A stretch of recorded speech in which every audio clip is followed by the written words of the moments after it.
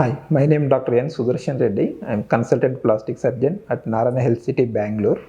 So today I am discussing about one very common topic, that is nothing other than carpal tunnel syndrome. So people generally present with, they have pain and numbness in the thumb, index finger, middle ring finger, and they often night times when they sleeping, they suddenly woke up because of pain, they are not able to sleep completely. So these are the common symptoms of the carpal tunnel syndrome. If you go to exactly what exactly happening, so in the hand there is one small narrow tunnel will be there. It is called carpal tunnel. In that tunnel, there multiple structures are passing like tendons, nerve. There is one major nerve is passing through the tunnel called median nerve. Repeatedly using the hand in the same position, and people when sleeping they will sleep on the wrist. So this all cause the lot of pressure, and this called tendon called synovium will be there. The synovium becomes slowly thickened because the tunnel can adjust, accommodate some space. Once the all the synovium of the tendons will swollen up, so that will slowly gradually compress the nerve. So when the nerve is compressed, so the supply of the nerve in the hand mainly involving the thumb, index, middle and half of the ring finger, that areas become numb, and they feel the pain also.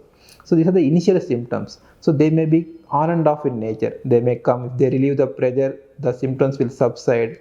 Again, when they put the same position, again symptoms will develop.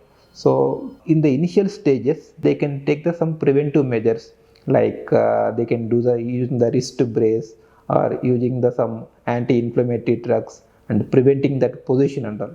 If they are not diagnosed in the early stages, so the damage keep on continuing, so it will cause some irreversible nerve damages if they for a very prolonged time and all. So in this type of scenario, they need to consult particular doctor especially. So people, it is some part of hereditary will be there because of the in the inherited nature. So the canal will be narrow. So in that also they may prone to develop this type of syndrome. And again, like diabetes, thyroid disorders, in pregnancy time, these are all the risk factors to develop the carpal tunnel syndrome.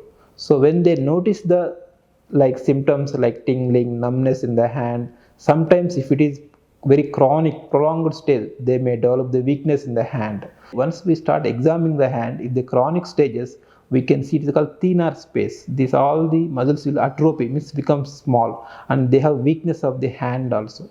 So with this wide spectrum of symptoms they present to us, we will initially evaluate with the clinically how the hand function, how their symptoms and all. So then we will advise few basic tests. One is called nerve conduction study. So nerve conduction study exactly show the what is severity of the damage, so how nerve function, how much nerves are still working, so these things. And second is the ultrasound. Ultrasound shows if there is any deformity or any some mass compressing the nerve. So with this basic investigations, we can come to the diagnosis like carpal tunnel syndrome.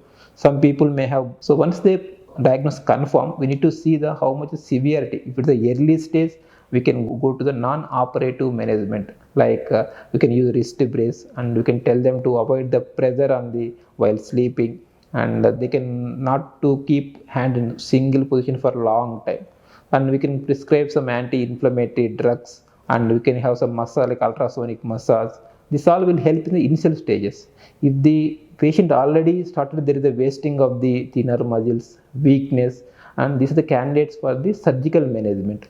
In the surgical management, so in the open approach, what we'll do is we'll make the cut in the hand here, wrist crease will small cut will make it, and here called transverse carpal ligament will be there. It's called roof of the tunnel. So because it is compressing the, so if you release the space, so then the nerve will become free. So we will divide that transverse carpal ligament. After dividing the transverse carpal ligament, we can see how much the nerve got already damaged. So always there is some constriction band will be there. If you release only transverse carpal ligament, so you can release the pressure, but what are the already, if there is some damage to the nerve, that we can't relieve it, that symptoms still persist. So they may have immediately some relief, but long term they have again present with same symptoms. So in this type of cases, we need to call external and internal neurolysis. Means what we need to do is, there are the narrow bands will be there. that we need to release. It is called external neurolysis. In case there is very chronic carpal tunnel syndrome, then we may have to do the internal neurolysis also. So these two things we need to do under magnification. These two things prevent long-term recurrence, so they may be benefited more with the neurolysis. And some people may have bilateral hand, so generally we'll operate one hand at a time. So because if you operate both, then they have difficulty doing routine functions and all. Thank you for watching this.